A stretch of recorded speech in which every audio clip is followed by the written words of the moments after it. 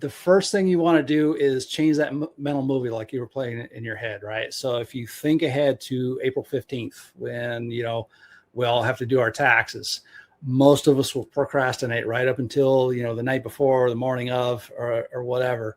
You're going to have to do them the entire time. You got all your paperwork and everything, but why do you wait until that last minute, right? Up until that day, when you think about doing your taxes, you play a mental movie of, this is going to suck. I don't feel like doing it right now. But on the 15th, what happens on that day? All of a sudden that movie changes to, oh, if I don't get this done, then I'm going to owe all these fines and all this. So you change your, it's everything people do is either to avoid pain or to gain pleasure. Right. Mm-hmm. So if you think about, what's the pain of not doing it? And then what's the pleasure of getting it done? When you're playing those mental movies, that's when you start to change your behavior. You get yourself out of stuckness. I had a time in my life when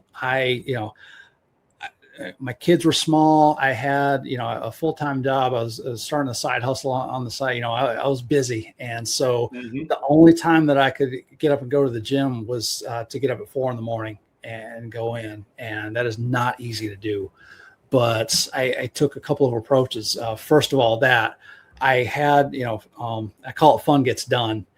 If you can associate enough pleasure to something, then you'll wind up doing it. For me, I mentioned Tony Robbins before. I was listening to his programs like crazy at the time, and I've always been a big basketball player, and so I would have Tony in my ears, and I'd always end my workouts with 10 minutes of shooting hoops.